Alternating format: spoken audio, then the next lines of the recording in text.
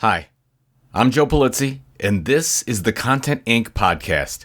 5 minutes every Monday for content creators who desire to be content entrepreneurs.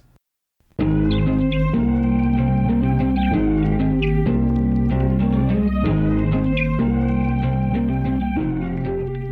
have a question to ask you. Are you an expert in your field? Now, whether you already have content prepared or you're starting from scratch, getting your expertise into a printed book with Lulu has never been easier and more profitable. Plus, you know where it leads, right? More speaking gigs, consulting gigs, and everything you dreamed of. Now, take my word for it on that. Lulu's e-commerce plugins make it easy for you to publish your book and sell it directly from your own site while they handle all the printing and shipping on the back end. You keep 100% creative control, 100% of your customer data, and 100% of your profits. Create a free account today at lulu.com to get started.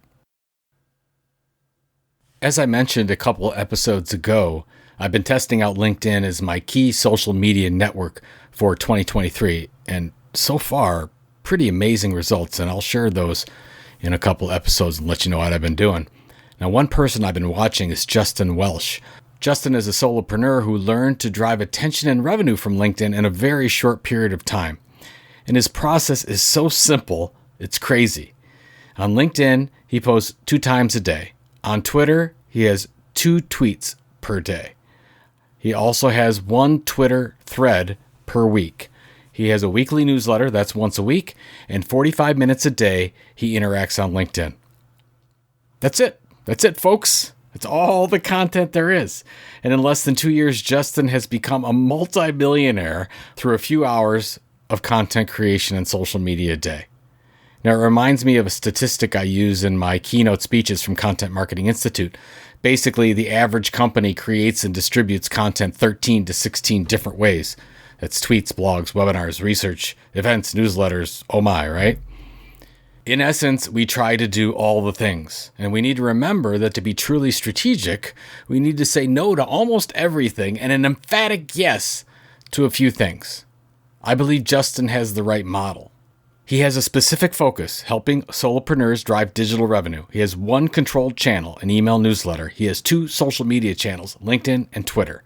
An expanded reach, he comments regularly on 10 to 20 key accounts where his audience is hanging out. Done and done. So once we just focus on a simple model like that, and by the way, you can switch out your core platform for whatever, right? It could be YouTube Shorts, it could be TikTok, it could be a podcast, but the model works.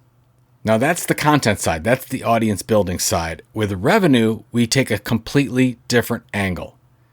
Now, just think of the average individual for a second as an example.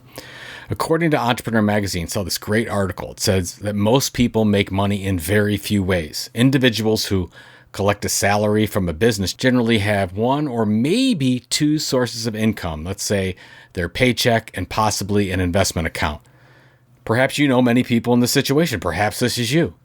They go to the same job every day, they work to pay off their bills, and they don't have much left for savings or investment after each month.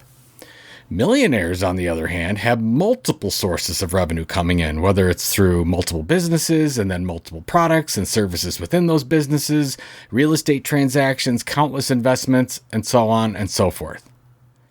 Now think about your situation. I don't care what kind of job or career you have. How many ways are you bringing money in?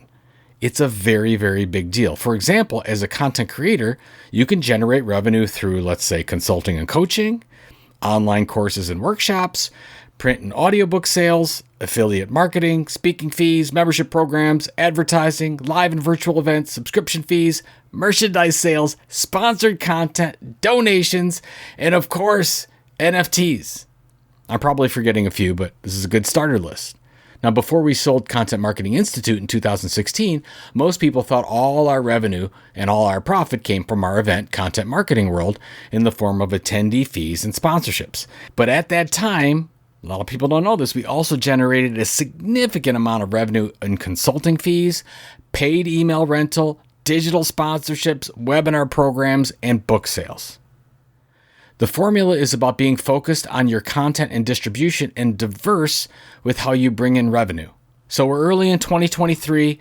There's plenty of time. I'd like you to look at your content program, simplify it as much as possible. I know you're doing that thing on YouTube, right? You got that little podcast, whatever it is, but it's not working or you're not consistent, whatever. Focus on one thing that you can feel you can be the leading expert in the world.